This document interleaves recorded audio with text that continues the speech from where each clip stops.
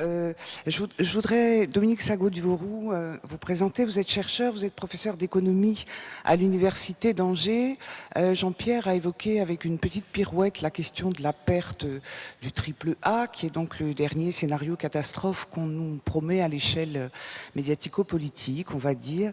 Mais quand même, ça pose une question, c'est-à-dire on imagine volontiers l'impact que ça a sur les budgets de l'État, cette perte du triple A. Mais est-ce que sur les budgets des collectivités territoriales, on peut craindre pour leurs emprunts, par exemple, donc emprunt des collectivités, donc budget des collectivités, donc culture. Alors, sur le budget de l'État, c'est évident, hein, puisque la, la notation des agents de notation, elle signifie en fait un degré de confiance qu'ont les prêteurs vis-à-vis des emprunteurs, et du coup la dégradation de la note traduit une perte de confiance qui entraîne normalement une augmentation du taux d'intérêt moyen payé pour chaque emprunt. Alors, juste un ordre d'idée pour vous présenter les enjeux. En 2011, la France a emprunté 240 milliards d'euros sur les marchés financiers.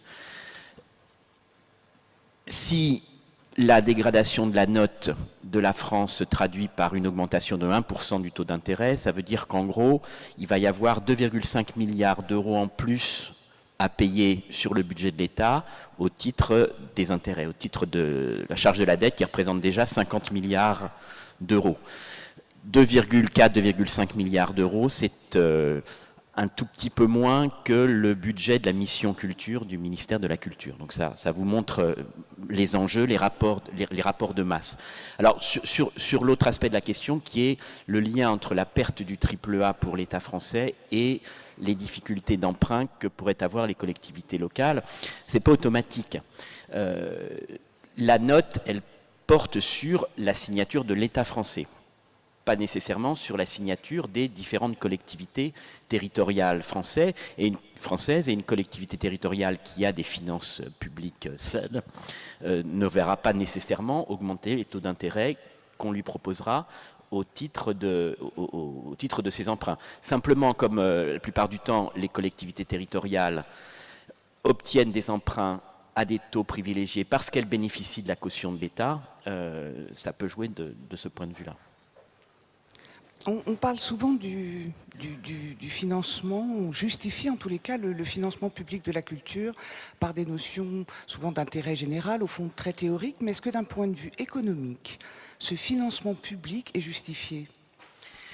Oui, il existe des arguments économiques qui ont été développés pour justifier l'intervention publique dans la culture, notamment qui permettent de passer d'une logique de coût à une logique d'investissement, comme tu le rappelais, Jean-Pierre. Alors, dans ces arguments, il y a des arguments qui sont d'ordre libéral, en fait, et qui renvoient à une économie libérale, et puis il y a des arguments qui sont plus des arguments interventionnistes. Alors, dans les arguments libéraux qui justifient l'intervention publique dans la culture, le principal, c'est ce qu'on appelle en économie les externalités, c'est-à-dire le fait que les activités culturelles engendrent un surplus de bien-être à la collectivité qui va bien au-delà de ce qu'en retirent les seuls usagers de la culture. Alors, ces externalités, elles sont moi j'appelle ça la valeur vaporeuse de la culture. C'est la valeur de la culture, la valeur des activités culturelles qui s'évapore au-delà des filières, des filières artistiques.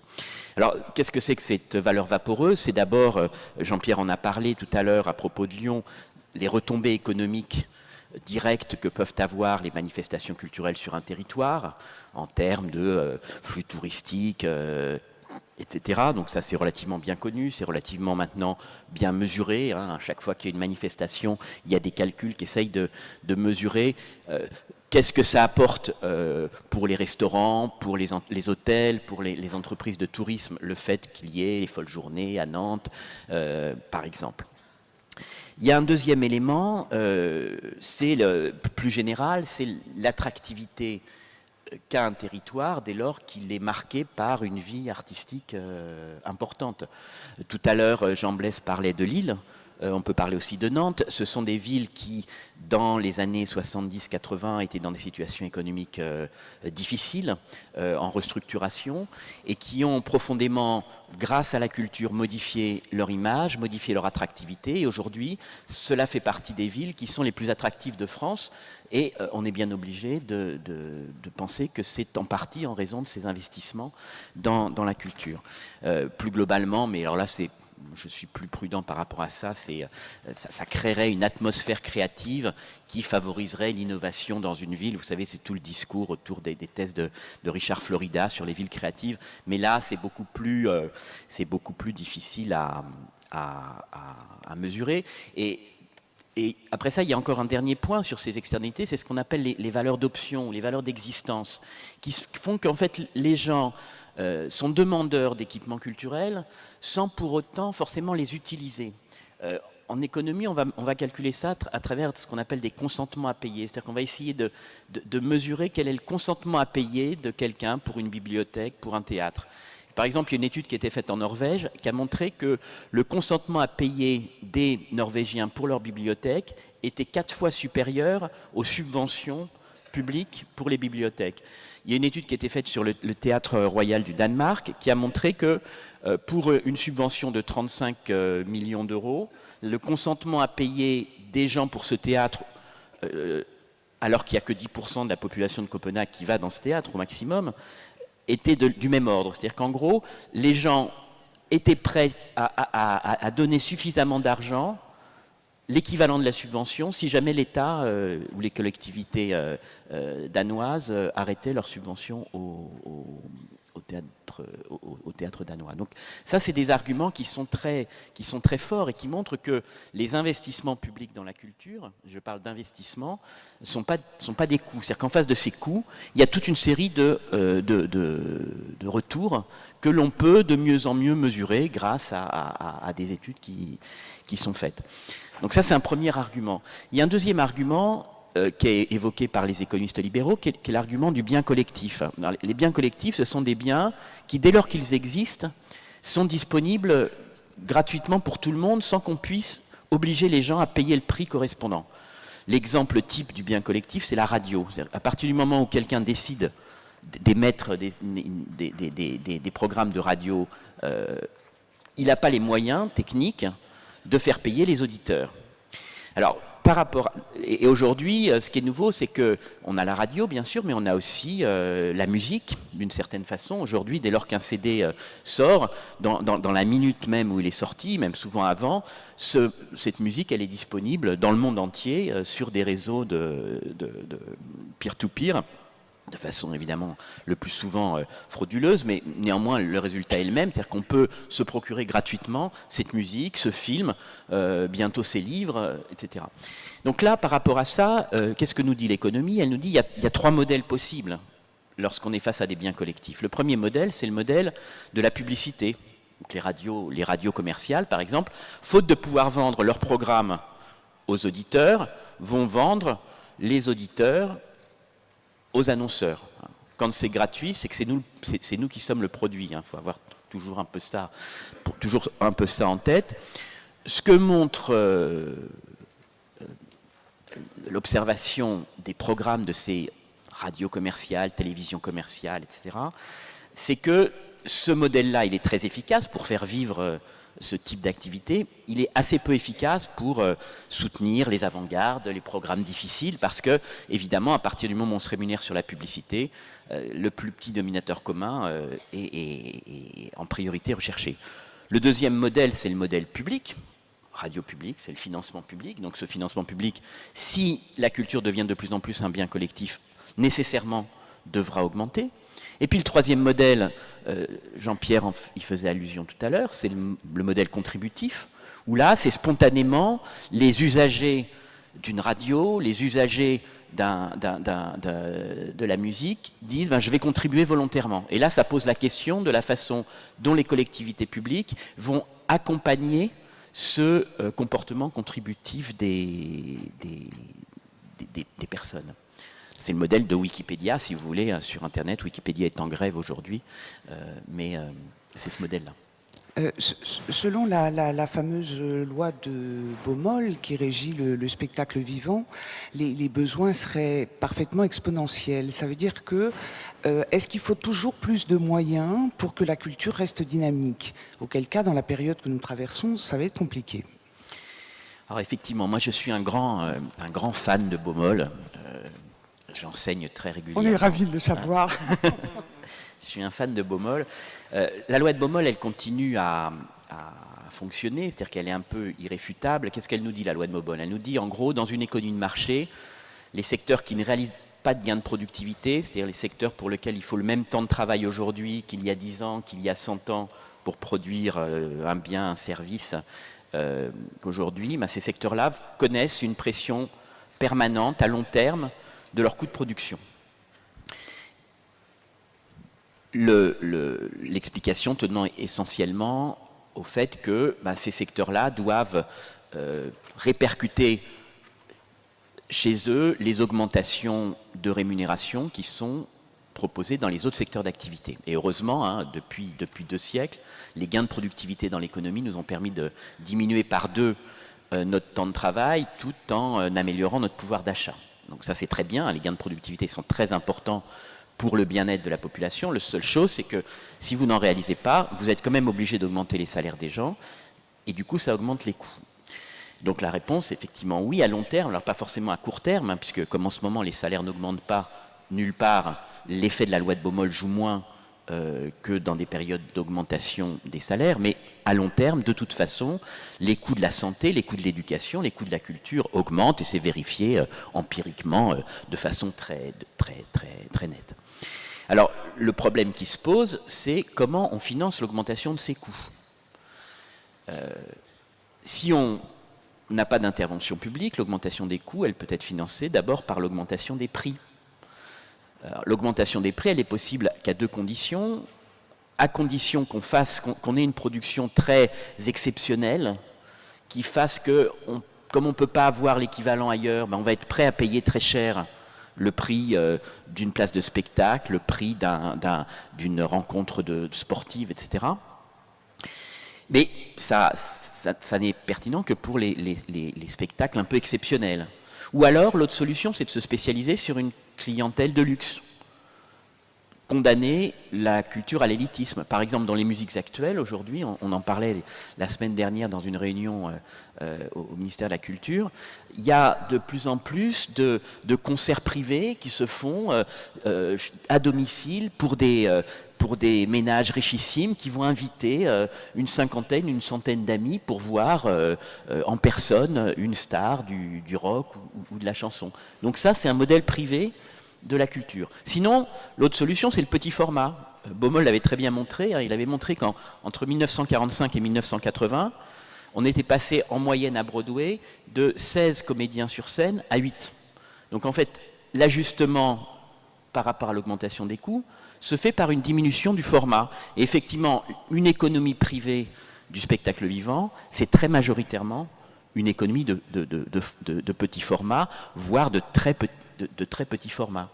Ou alors encore, on peut précariser la main-d'œuvre, si tant est qu'on puisse encore presser le citron.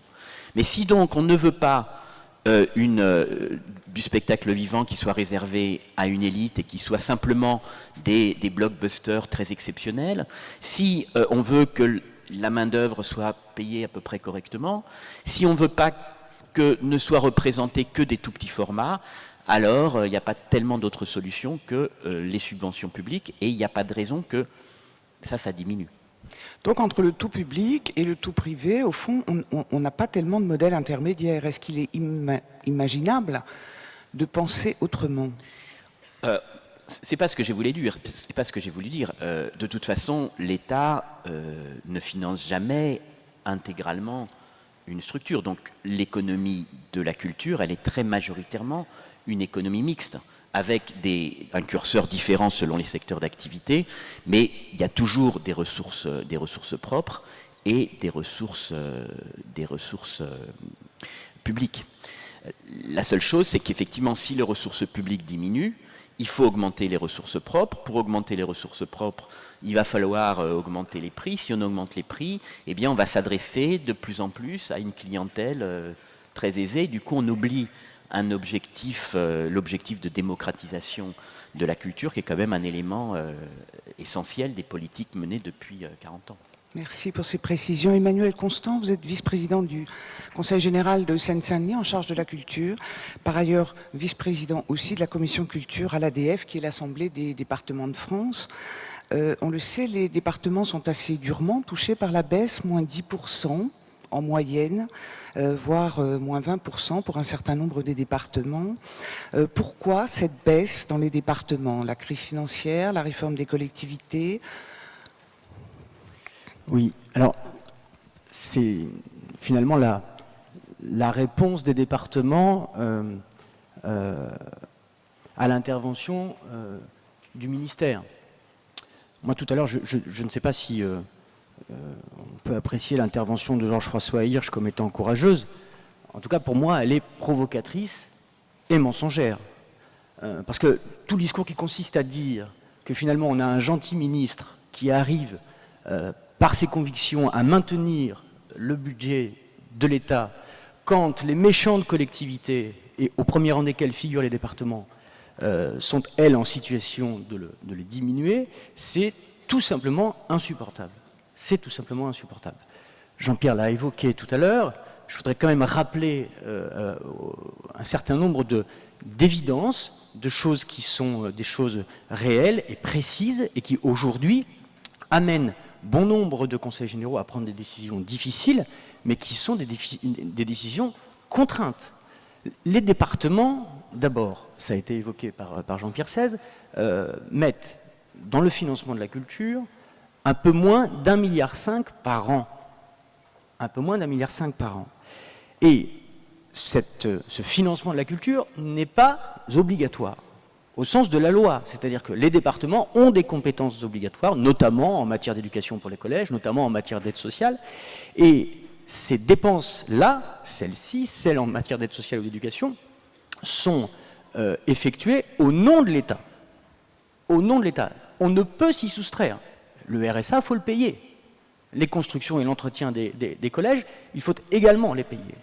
Et pour cela, les départements reçoivent des dotations qui, globalement, conventionnellement, tournaient autour de 33% de la somme nécessaire. Le reste devant être financé par l'impôt des contribuables départementaux.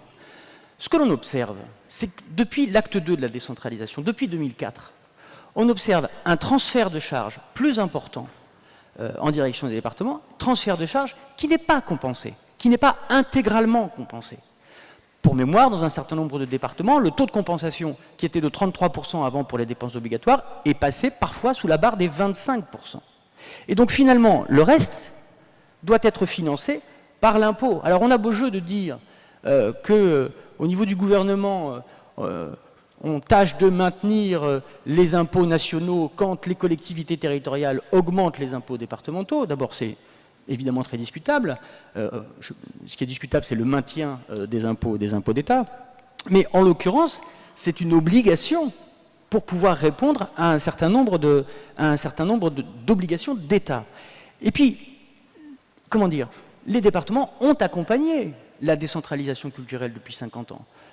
C'est un mystère pour personne.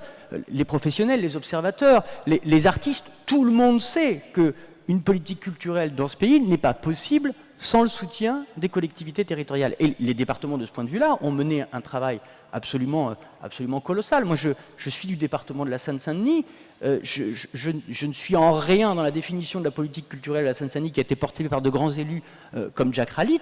J'hérite de ce cadeau magnifique en Seine-Saint-Denis, mais je sais aussi ce que cette volonté politique-là dans les territoires a permis en matière de développement culturel.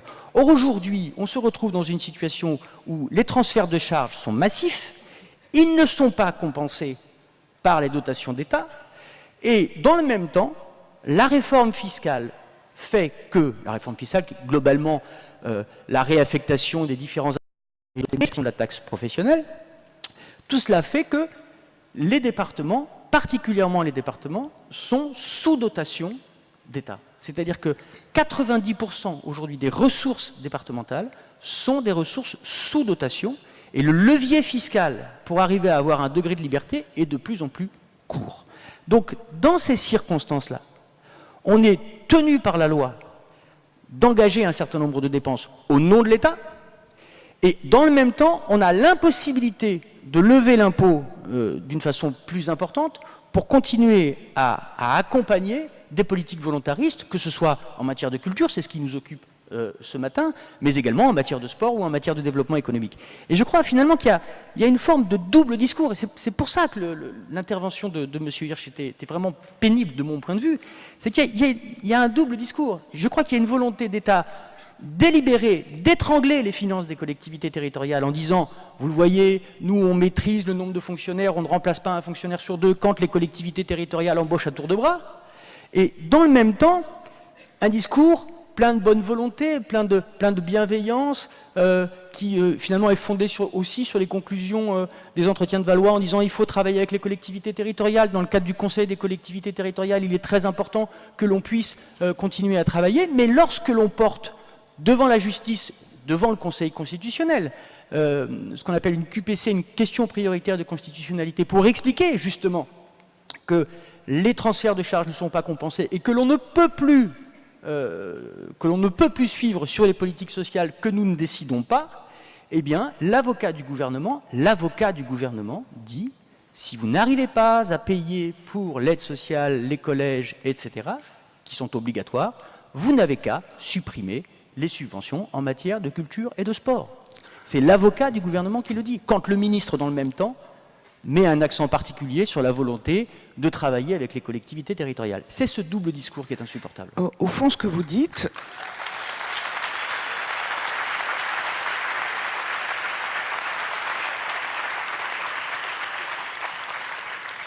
vous dites nos finances sont asphyxiées, grosso modo vous dites c'est la faute de l'État et vous laissez même sous-entendre que c'est la décentralisation tout entière qui serait dans le collimateur de l'État. Vous pensez comme ça les choses ?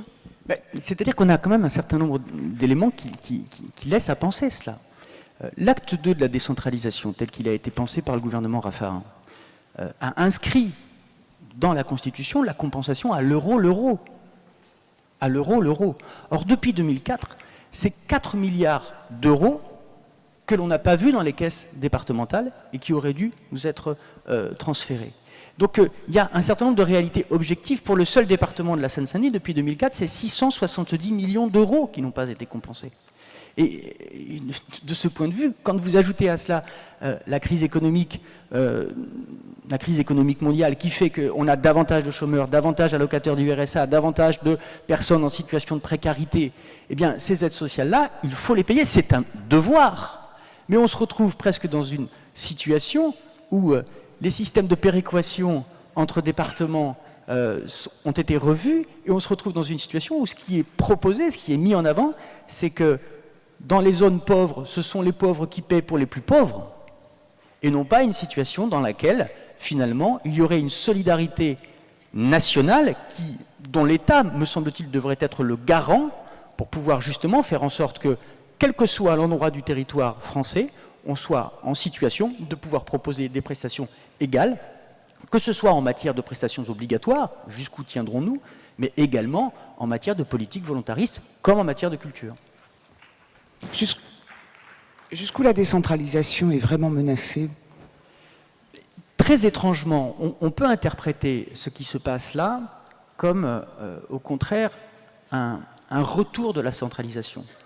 Ce que je veux dire, c'est que quand on organise délibérément la mise sous dotation des collectivités territoriales, eh bien finalement, ça traduit quoi? Ça traduit la transformation des collectivités territoriales en guichet de l'État.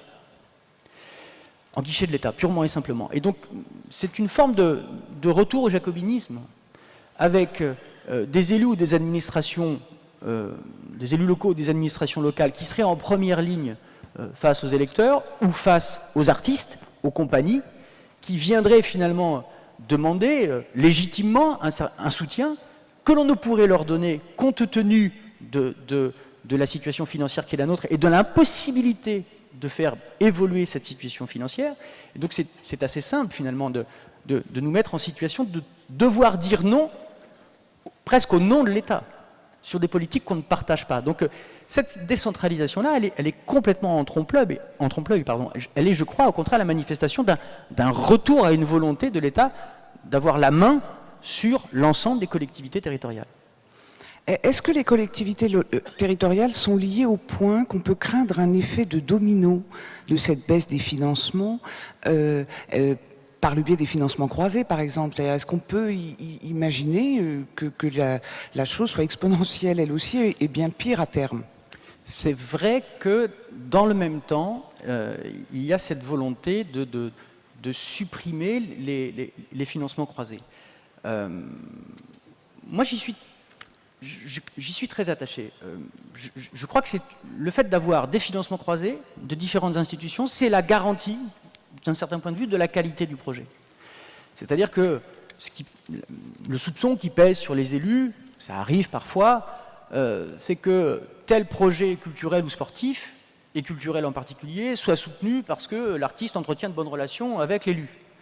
Ça arrive. Hein. Le fait que les financements soient croisés et qu'il soit nécessaire de mobiliser la commune, le département, la région et l'État, parfois même les communautés d'agglo, c'est d'une certaine façon la garantie, une forme de garantie en tout cas d'atténuer cet aspect clientéliste. Et c'est, je crois, la raison pour laquelle ça me semble très important. Et puis, par ailleurs, vous avez raison, il y a l'effet domino, parce que vous avez un certain nombre de dossiers, de conventions, de contrats entre des collectivités qui s'engagent à apporter des financements à hauteur de 10%, de 15%, de 25%. Et cela, c'est écrit, c'est signé. À partir du moment où vous avez une collectivité qui revoit sa participation compte tenu de ses difficultés financières, les autres, immédiatement, vont dire « mais nous, on ne peut pas compenser, donc on se retire également ». Donc cet effet domino-là, il est réel. Le spectacle vivant, vous le disiez tout à l'heure, est une compétence facultative pour les départements. Donc la baisse, évidemment, entraîne des possibilités de choix, de désengagement. Est-ce qu'on sait déjà ce qui, en cas de crise, vraiment peut rester? C'est-à-dire, qu'est-ce qui va être privilégié par les départements? Est-ce qu'on va plutôt soutenir la création, les équipements? Est-ce qu'on a des tendances de ça? Ce qui, vraisemblablement, est le plus menacé tout de suite, ce sont les petites structures, les structures naissantes. Quand je parle de structures, c'est peut-être des équipements, c'est peut-être aussi des artistes, des compagnies, des projets artistiques, des événements qui naissent. Je crois que le principal risque, c'est de ne plus arriver à trouver les moyens pour finalement faire émerger des artistes nouveaux, des lieux nouveaux, des événements nouveaux. Et être dans une situation de maintien, le fait d'asseoir comme ça une forme de rente sur des événements, des lieux, des artistes qui sont bien installés et qui bénéficient de soutien multiples. Le risque, il est là. Donc finalement, le risque qui pèse, me semble-t-il, c'est un risque d'absence de renouvellement de ce qui fait la vie artistique à proprement parler. Le Conseil général de Seine-Saint-Denis a présenté il y a 3 ans un budget en déséquilibre, ce qui est parfaitement illégal. Vous l'avez voulu et vous l'avez médiatisé comme un acte de résistance. Qu'est-ce que vous espérez avec ce genre d'interpellation? Une alternance? Oui. Voilà qui est dit. Oui, évidemment. Mais là, je parle en mon nom. Comment dire, M. Zago-Duvauroux faisait référence tout à l'heure à la dette publique. Si on regarde la dette publique d'une façon générale, c'est-à-dire la dette d'État, la dette du système de protection sociale et les dettes des collectivités locales et territoriales, on se rend compte que la part des dettes, la part des collectivités territoriales, départementales, régions et communes représente à peine 3%. La principale dette publique, c'est la dette des administrations de sécurité sociale et de l'État. Les collectivités territoriales sont très peu endettées au total, pour une raison simple, c'est qu'elles ne peuvent pas voter de budget en déséquilibre. Elles n'en ont pas le droit. Elles n'en ont pas le droit. Alors, nous, on a souhaité le faire en Seine-Saint-Denis il y a 2 ans, pour une raison simple, pour alerter. C'était clairement un signal politique. il ne s'agissait pas de se retrouver en situation d'être sous administration de l'État, sous tutelle du préfet pour administrer nos budgets, parce que dans ces cas-là, ce n'est pas un léger recul en matière culturelle qu'on aurait eu, c'est purement et simplement la suppression de toutes les politiques culturelles. Donc on a fait ce choix pour interpeller le gouvernement sur l'état des collectivités territoriales et les conséquences de la décentralisation. On a été suivi par un très grand nombre de départements, près d'une soixantaine, et derrière, si vous voulez, moi je crois qu'on ne peut pas faire 2 fois ou 3 fois la même chose. Il est clair que si l'Assemblée des départements de France ne réclame pas un retour en arrière, le fait de tout stratifier, de tout vitrifier en matière de découpage administratif, c'est évidemment pas la revendication de l'Assemblée des départements de France. Il est clair qu'on attend du nouveau gouvernement une réforme de la réforme. Parce que la réforme telle qu'elle est imaginée aujourd'hui, elle revient, je le dis, à recentraliser la quasi-totalité des pouvoirs, à donner de moins en moins de degrés de liberté à des institutions démocratiques de proximité et à annihiler, je crois, durablement et de façon extrêmement forte et prévisible des budgets en matière culturelle notamment.